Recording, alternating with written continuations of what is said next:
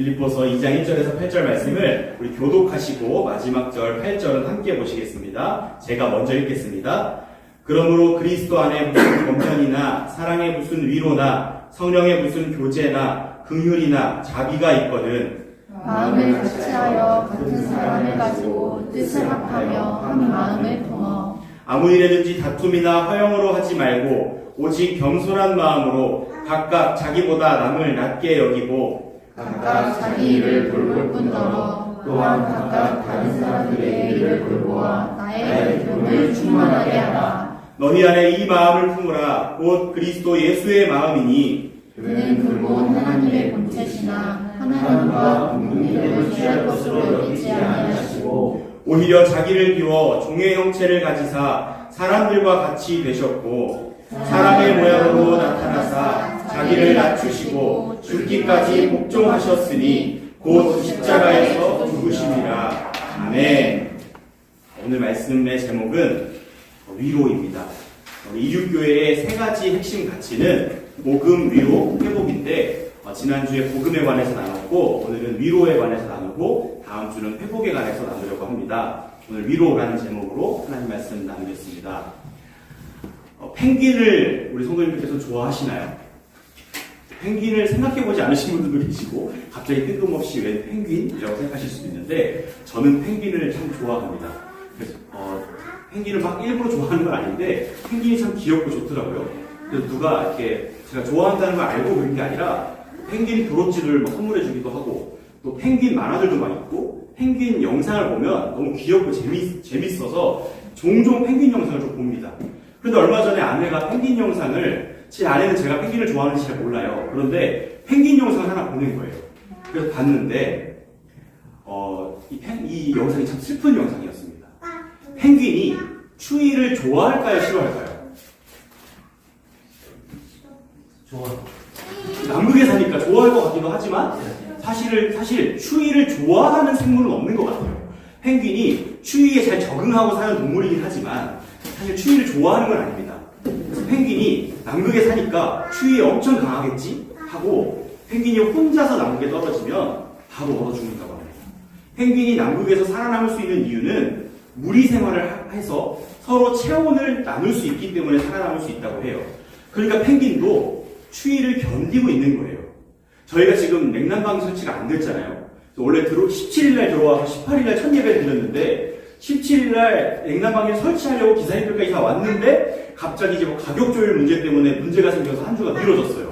그래서 한 주 뒤에 토요일날 설치하려고 딱 했는데 금요일날 밤에 폭설이 온 거예요. 그래서 내일은 도저히 작업이 어렵습니다. 그래서 이제 오늘이 됐고 다음 주 토요일날 이제 이번 주 토요일이죠. 날 설치하기로 했습니다. 그런데 이제는 이렇게 되니까 이번 주 토요일에 설치할 수 있다는 생각을 안 하고 있어요. 모른다. 하나님이 또 어떻게 해줄지 모른다. 그래서 뭐 냉난방기 없이 가면 가는 거다 뭐 이런 마음인데 저희가 추위를 견디듯이 펭귄은 냉난방기도 없이 그 남극에서 무리 생활하며 추위를 견디는 거예요. 그런데 이 펭귄들이 가장 위험할 때가 언제냐? 이 새끼가 태어났을 때인 거예요.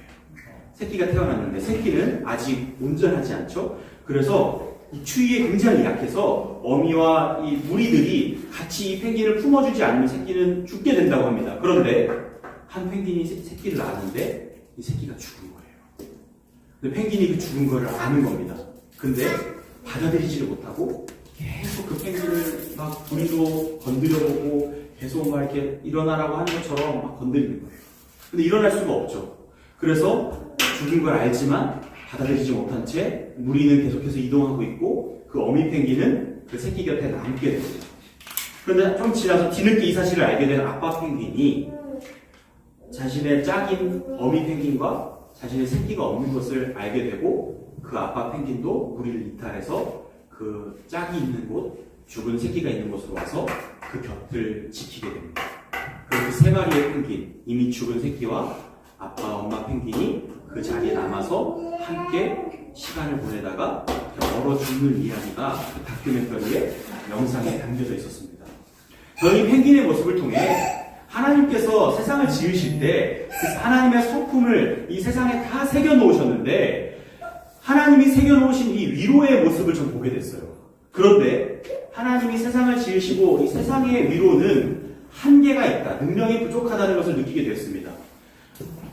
곁을 지키고 싶지만 함께 할 수 있는 마음도 있지만 능력이 부족해서 해줄 수 있는 게 없는 거예요. 그 곁에 있으면서 그냥 같이 죽을 수밖에 없었던 거죠. 펭귄을 보면서 펭귄도 이렇게 서로를 위로하고 곁을 지키는데 우리는 어떻게 서로를 위로하고 있나 돌아보게 되었습니다. 우리는 다 위로가 필요해요. 다 이렇게 교회 나오면요, 다 나름대로 갇혀있고 다 이렇게 좋은 표정을 가지고 오지만 사실은 삶에 고민이 있고 문제가 있잖아요. 다 아픔이 있잖아요. 저 뒤에 아기가 한 명 있는데 17개월이 있다고 합니다.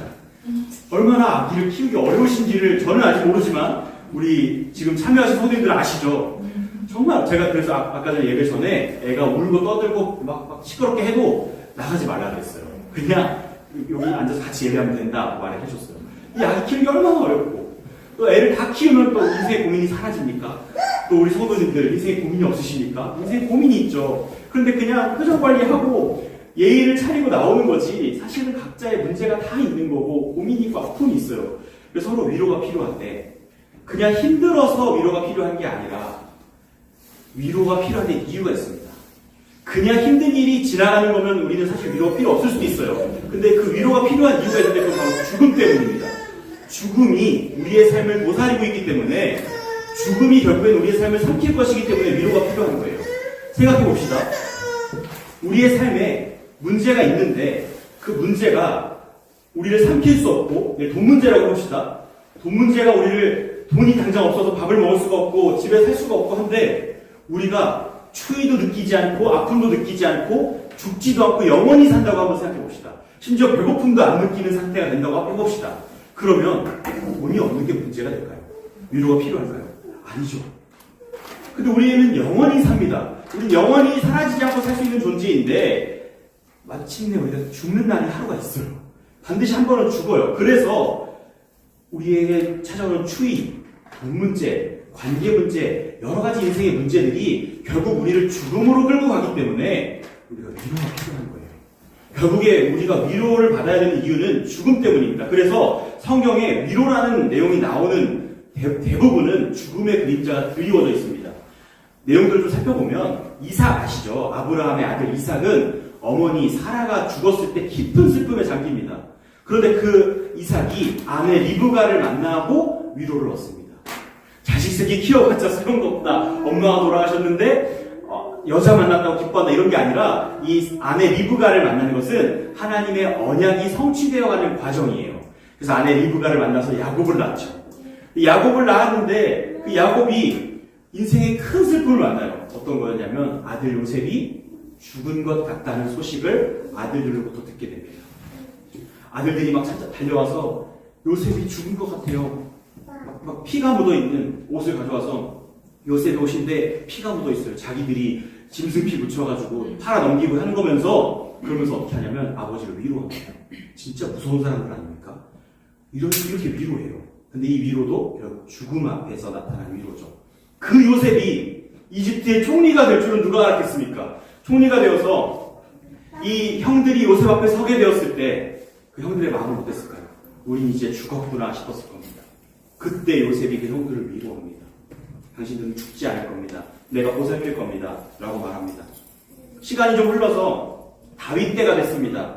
다윗이 자신의 성욕을 이기지 못하고 밧세바를 보고 음욕을 품어서 그 밧세바를 범합니다. 그리고 그 아내 우리야 장군을 최전방으로 보내서 죽여버립니다. 그리고 나서 밧세바를 위로합니다. 정말 가증스러운 모습인데 이 위로도 역시 죽음 앞에서 나오는 모습이죠. 욥은 정말 세상의 모든 고통을 다 겪은 사람입니다. 고난의 대명사. 이 욥은 모든 소유, 건강 다 잃고 그러나 가족까지 다 잃고 죽음으로 내몰고 친구들의 위로를 받습니다. 하지만 그 위로도 다 형식적인 위로였죠. 어쨌든 형식적이든 어떻든 간에 위로는 죽음 앞에서 필요합니다. 하지만 우리가 방금 살펴봤듯이 죽음 앞에 필요한 이 위로가 이 죽음의 고통을 이길 수 있는 능력이 되지는 않습니다. 왜냐하면 우리의 위로는 한계가 있고 거짓되기 때문에 그렇습니다. 요셉의 형들의 위로 얼마나 정말 사이코패스 같은 모습. 자기가 방금 팔아넘기고 와서 아버지 걱정 마세요. 우리가 있잖아요. 힘내세요. 막 이러고 있는 거예요. 다윗 자기가 우리아를 죽여놓고 밧세바도 그걸 아는데 그 바세바를 위로하고 아내로 삼는 모습. 욥의 친구들이 욥의 그 고통을 잘 알지도 못하면서 자기들 기준에서 평가하면서 아유 죄를 지었으니까 저러겠지. 근데 앞에 가서는 힘내 걱정 마 이렇게 위로하고 있는 모습들. 이게 우리의 위로의 한계입니다. 우리는 우리 기준으로 판단하고 우리 기준으로 생각하고 우리의 위로로 할 수 있는 거 한계대로 하지만 한계가 있고 거짓되고 부족한 거예요. 죽음이 그래서 우리를 노리는 한 우리는 평안할 수가 없습니다. 그런 우리를 누가 도대체 무엇이 위로할 수 있겠습니까? 오늘 말씀에 위로가 등장해요. 오늘 말씀 1절을 보니까 그리스도 안에 무슨 권면이나 사랑의 무슨 위로나 성령의 무슨 교제나 긍휼과 자비가 있거든 이렇게 말씀하면서 하나 되라 이렇게 말씀하는 거예요. 그런데 이 말씀을 읽으면 조금 어색하고 거슬리는 게 하나 있는 게 바로 무슨이라는 말이죠. 권면, 위로, 교제, 긍휼, 자비는 알겠어요. 근데 무슨이라는 말이 붙으니까 무슨 권면, 무슨 위로 이게 무슨 말이지 싶으실 텐데 이 말은 무슨 말이냐면 오늘 주제가 위로니까 이 권면, 위로, 교제, 긍휼, 자비 중에 위로를 대표로 보면 예수 그리스도 안에 무슨 위로가 있다 이 말은 뭐냐면 예수 그리스도 안에 위로라는 것이 0.0000001g만 있어도 그것이 그리스도로부터 나온 위로라면 그 작은 소량의 위로만으로도 우리가 하나 될 수 있다는 거예요. 그러기 충분하다는 거예요. 그러니까 바울이 지금 수사법을 쓰고 있는 거예요. 이 연설법을 써서 예수 그리스도께로부터 나온 것이라는 그 위로가 0.000000001g만 있어도 우리가 하나 될 수 있는데 그리스도께로부터 위로가 얼마나 나오냐? 0.001g? 아니요. 1kg, 100kg, 1000kg 아니에요. 넘쳐 흐르는 폭포수처럼 그 위로가 흘러 넘친다는 거예요. 그럼 우리가 어떻게 위로를 받고 하나가 될 수 있느냐? 지금 이 얘기를 하고 있는 거예요. 그리스도 안에서 흘러나오는 것들은 세상의 것과 달라서 아주 조금만 누려도 인생이 뒤집어질 정도입니다. 그런데 그걸 폭포수처럼 부어주신다. 그럼 우리는 어떻게 변할까요? 그런 의미로 지금 바울이 얘기를 한 겁니다. 사업이나 직장의 어려움이 우리는 반드시 찾아옵니다. 그 부부관계, 자녀 문제, 관계의 어려움, 그 건강 문제, 말 못할 나만의 고민, 우리 반드시 우리는 가지고 있게 됩니다. 그래서 위로가 필요합니다. 그런데 어떤 어려움도 우리를 궁핍이나 죽음에 빠뜨리지 못한다면 위로는 필요 없을 거예요. 결국 죽음이 우리를 도사리고 있기 때문에 우리에게 위로가 필요한데 죽음의 문제를 해결하지 못하면 그래서 평안을 우리 누릴 수 없습니다. 이러한 상황에서 성경이 우리에게 주시는 해결책이 있는데 진정한 위로가 있는데 그것이 이것입니다. 5절을 보시면 너희 안에 이 마음을 품어라 곧 그리스도 예수의 마음이니 이것이 우리의 해결책입니다. 우리의 위로입니다. 예수님의 마음을 품으면 된대요. 그럼 아멘하고 이제 집에 가면 됩니다. 이 예수님의 마음의 본질이 뭐죠? 그 다음 절에 쭉 나오는 내용이 하나님이 사람이 되셨다는 거예요. 그러니까 겸손입니다. 겸손. 그냥 저는 부족합니다. 겸손 말고 하나님이 그 정말 높은 위치에서 낮은 자리로 내려오신 그 겸손, 하나님이 사람이 되시는 그 겸손, 이것은 우리가 품을 수 있는 능력도 안 되고 자격도 안 되고 그 그릇이 안 됩니다. 그런데 품으래요. 예수님의 마음을 우리 안에 품을 수 있는가? 예수님이 겸손하셨으니까 너희도 그렇게 비스무리하게 겸손한 마음을 좀 가져봐 이런 뜻이 아닙니다. 이 말은 이 성경의 말씀 무슨 뜻이냐면 예수님 안에 있는 그 마음을 그대로 가져와서 우리 마음속에 담으라는 거예요. 예수님의 마음속에 있는 그 마음, 바로 그거와 비슷하게 우리도 생각하는 게 아니라 그 마음속에 있는 그 마음을 내 마음속으로 그대로 가져와 보라는 거예요. 그게 가능합니까? 불가능하죠. 이사할 때 큰 집에서 작은 집으로 가면 짐을 감당할 수가 없잖아요. 저희가 이제 이사도 하려고 합니다. 원래는 이사할 계획이 없었는데 여러 가지 일들이 있어가지고 이사를 하게 됐는데 저희가 성수동 살다가 인천에 왔고 인천에 지금 보림동에 살다가 여기 인천시청 근처로 이제 이사를 하려고 집을 잡아놨어요. 근데 성수동에 진짜 콩알 만한 집에 살았어요. 작은 집에 살면 힘든 점도 있겠지만 좋은 점이 있습니다. 앉은 자리에서 손이 다 닿아요. 물도 마시고 책도 꺼내고 화장실도 한 2걸음 가면 화장실입니다. 진짜 좋아요. 한 3걸음 가면 끝인데 정말 이 체력을 아낄 수 있는 장점이 있습니다. 그런데 같은 가격, 성수동이 좀 비싸잖아요. 같은 가격으로 인천에 왔는데 보림동에 같은 가격으로 집이 엄청 커진 거예요. 그래서 막 소파도 사고 식탁도 사고 막 정말 궁궐이 다 말고 너무 좋다 이러면서 제 서재도 있고 뭐 그 서재방에 그 아내가 막 이렇게 공방처럼 막 이 재봉틀 같은 거 좋아하거든요. 엄지 사모님 그걸 좋아해요. 그래서 그거를 막 할 수 있는 곳, 그리고 옷방도 따로 있고 침실 따로 있고 너무 좋은 거예요. 그러다가 이제 다시 작은 집으로 갑니다. 이게 문제예요. 짐이 감당이 안 되는 거예요. 이 다 채워놓은 짐들은 어떡하지? 그래서 하나하나 다 버리거나 막 당근에 팔거나 막 처분하고 있어요. 그러니까 큰 집에서 작은 집으로 갈 때 그 집을 다 쑤셔 넣을 수도 있겠지만 감당이 안 되니까 처분을 해야 돼요. 이것처럼 영원하신 하나님을 유한한 인간에게 담을 수 있는가? 아니 큰 집에서 작은 집으로 가기도 힘든데 영원하시고 무한하신 하나님을 어떻게 유한한 인간한테 담아요? 예수님의 마음을 어떻게 우리한테 담아요? 그러니까 너희 안에 이 마음을 품으라고 그리스도 예수의 마음이니 이게 도대체 무슨 뜻인가? 그냥 아멘 하고 돌아갈 일이 아니라 하나님, 아니 사도 바울 선생님 이게 도대체 무슨 말이에요? 예수님의 마음을 어떻게 품어요? 이렇게 생각해야 되는 거예요. 이 마음을 품으라라는 단어의 뜻이 그렇게 결심해 보십시오. 그렇게 한번 살아보기를 결단하고 노력해 보세요가 아닙니다. 그게 아니라 이 마음을 품으라라는 단어의 뜻은 이 원어적으로 정확히 이런 뜻입니다. 우리의 존재를 거기에 두십시오라는 뜻이에요. 좀 더 쉽게 말하면 강한 물살이, 이미지로 말해봅시다. 강한 물살이 막 흐르는데 그 물살에 뛰어들다. 그러면 뛰어들는 것까지 내가 할 수 있겠지만 그 다음부터 내가 할 수 없죠. 휩쓸려 가는 거예요. 마음을 품으라는 게 그런 겁니다. 그리스도 예수의 마음을 품어라는 것은 그 예수님의 마음을 가져와서 내 마음속에 꾸겨 넣으라는 말이 아니라 가져보고 그 마음을 한번 품어보자. 아, 왜 안 되지? 이게 아니라 그 마음에 나의 삶을 던져놓으라는 거예요. 휩쓸려가게. 포도나무에 가지가 붙어 있습니다. 가지가 포도나무를 품은 것이 아닙니다. 그저 붙어 있습니다. 그러나 우리는 이건 포도나무고 이건 가지고 얘네 둘은 따로라고 생각하지 않고 포도나무를 보면 포도나무네 라고 말합니다. 그것처럼 예수님의 마음을 품는다는 것은 예수님 우리의 나무 되신 그분 앞에 우리의 삶을 드리고 그분께 그냥 붙어 있는 겁니다.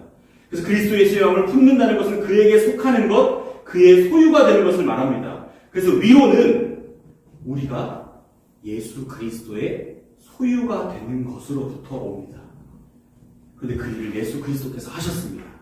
똑같은 말인데요. 지난주 복음할 때 이렇게 나눴습니다. 복음은 무엇인가? 예수님과 그 예수님이 하신 일입니다. 예수님이 무슨 일을 하셨길래 예수님이 우리를 소유 삼으신 겁니다. 자기 걸로 만드신 거예요. 그럼 반대로 예수님이 우리를 소유 삼으셨으면 우리는 어떻게 되었는가? 예수님의 소유가 된 거죠. 이게 위로입니다. 예수님께서 이 땅에 오신 것, 우리를 소유 삼으시려고 내가 예수님 소유 될게요. 예수님의 소유가 한번 돼볼게요. 라고 한다고 소유가 되는 게 아니라 예수님이 이 땅에 오셔서 우리를 찾아오셔서 우리를 소유 삼지 않으시면 그것조차 우리가 마음대로 할 수가 없는데 예수님이 이 땅에 오셨죠. 그래서 6절에서 8절에 그 내용이 나옵니다. 그는 근본 하나님의 본체시나 하나님과 동등됨을 취할 것을 여기지 아니하시고 오히려 자기를 비워 종의 형체를 가지사 사람들과 같이 되셨고 사람의 모양으로 나타나사 자기를 낮추시고 죽기까지 복종하셨으니 곧 십자가에 죽으심이라. 우리를 소유 삼으시려고 이 땅에 오신 겁니다. 예수님의 소유가 된다는 것, 우리를 종으로 삼으셔서 부려먹으시려나? 그게 아니라 소유로 삼으시려면 반드시 값을 지불해야 됩니다. 뭔가를 가지려면 값을 지불해야 되죠. 아까 10계명 우리 낭독했잖아요. 도둑질하지 말라 했잖아요. 값을 지불하지 않고 소유를 삼으면 도둑질하는 겁니다.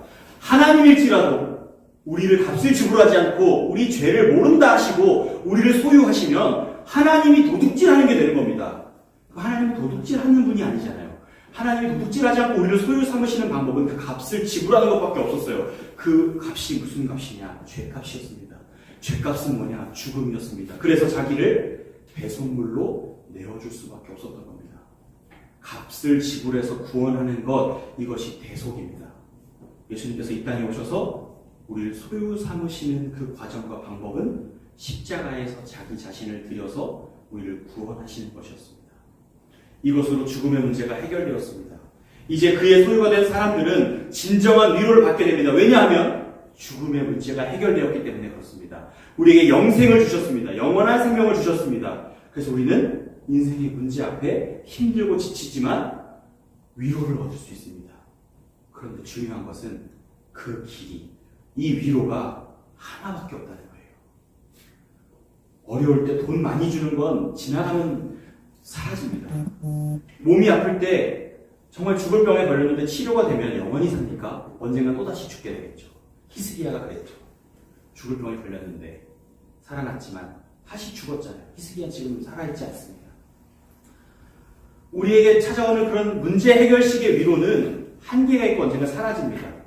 근데 진짜 유일한 위로가 있으니 그것은 우리가 사나 죽으나 우리를 위로하시는 분, 살아있을 때에도 죽었을 때도 우리의 위로가 되는 분 바로 예수 그리스도이십니다. 로마서 14장 8절에는 우리가 살아도 주를 위하여 살고 죽어도 주를 위하여 죽나니 그러므로 사나 죽으나 우리가 주의 것이로다 라고 말씀합니다. 우리가 주님의 소유라는 것, 살아있으나 주님의 소유, 죽으나 주님의 소유라는 것이 우리의 위로가 되는 겁니다. 우리 신앙의 표준이 되는 하이델베르크 요리 문답이라는 것이 있어요. 이 요리는 이 교리라는 뜻입니다. 우리 김신희 집사님이시죠? 집사님 맞나요? 집사님이신데 우리 뒤에 지금 서로 다 모르셔서 이따 교제를 좀 했으면 좋겠는데 끝나고 뒤에 있는 두 분은 제가 이 중매에서 소개시켜줘서 결혼하게 된 커플입니다. 그래서 이제 그 남자 우리 형제는 지금 군대에서 나이는 저보다 많은데 저 후임이었어요. 그래서 이제 그렇게 알게 된 사이고 독일에서 어린 시절을 대부분을 보냈습니다. 그래서 하이델베르크 가봤냐고 물어보려고. 하이델베르크 가봤나요? 30번 가죠. 30번 가봤다고 합니다. 그 하이델베르크는 어떤 도시인가요? 되게 고풍스럽고 저랑 원래 이런 사이가 아닌데 서로 막 막말하고 이런 사이인데 지금 격식을 차리려니까 좀 어색해지는데요.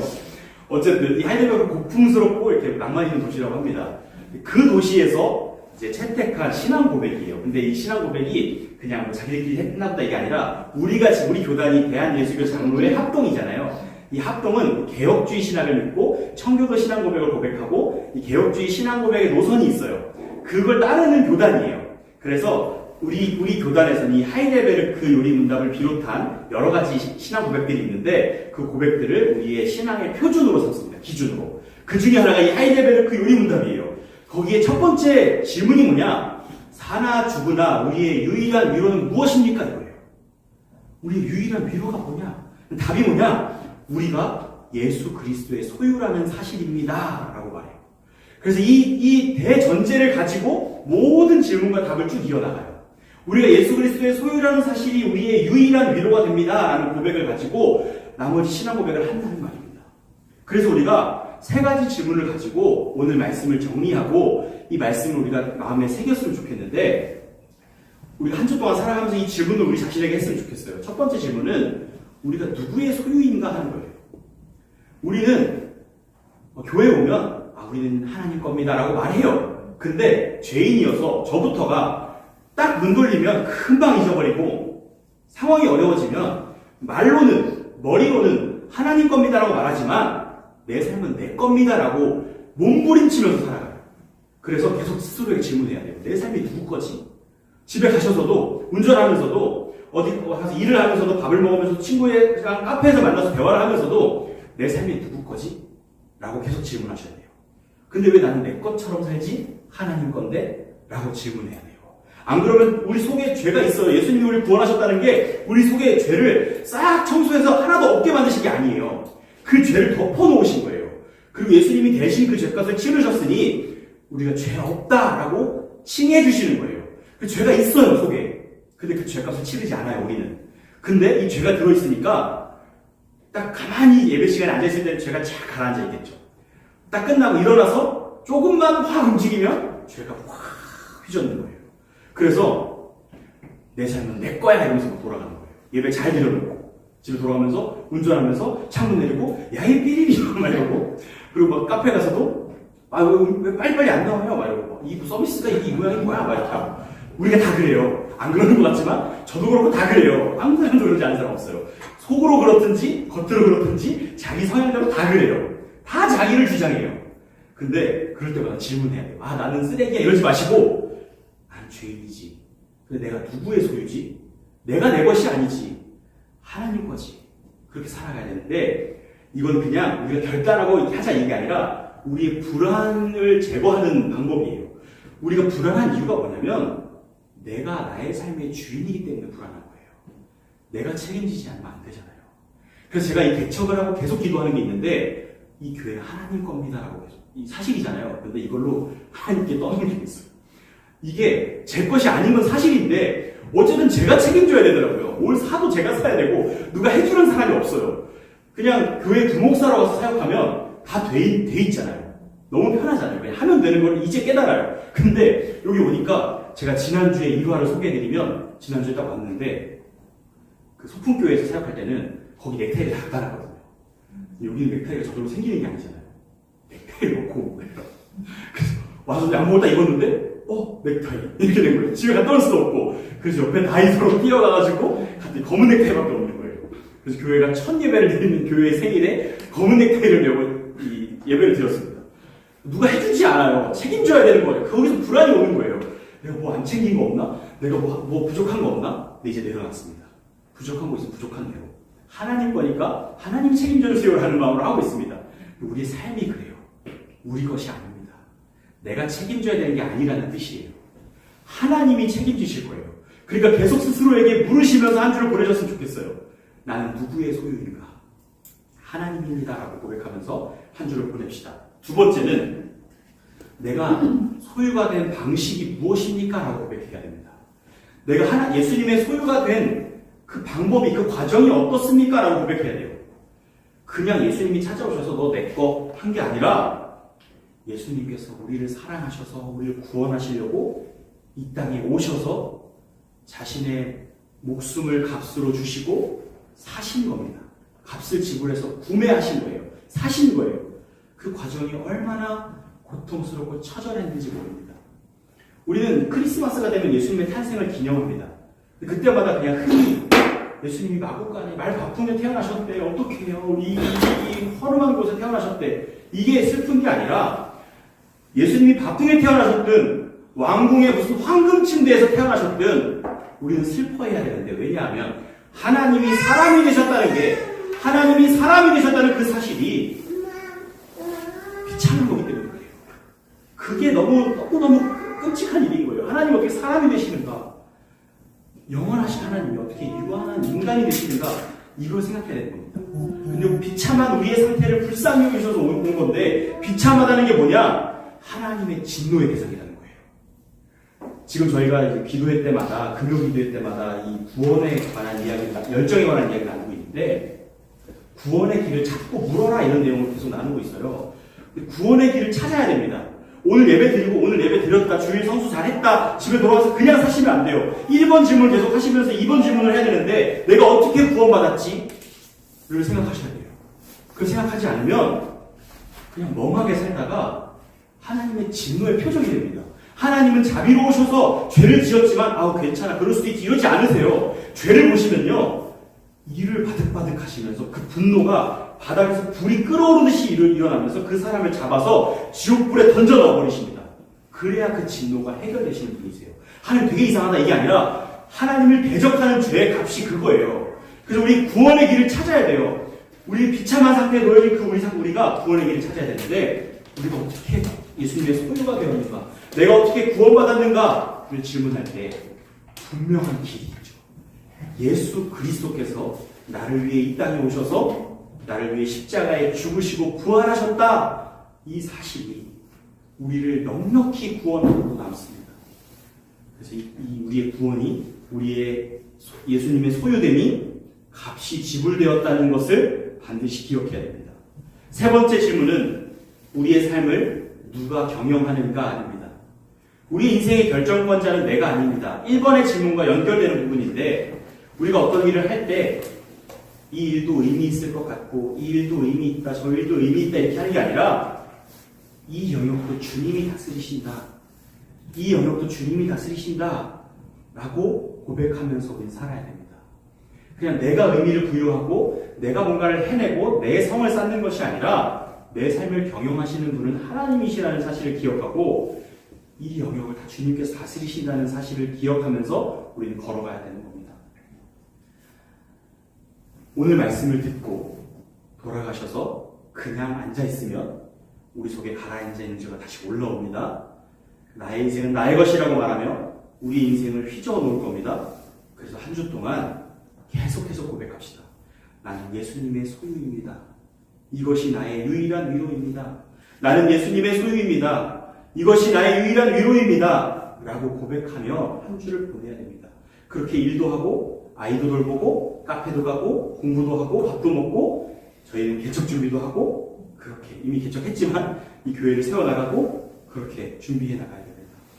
우리가 예수님의 소유라는 사실로 참된 위로를 경험하시기를 예수님의 이름으로 축원합니다.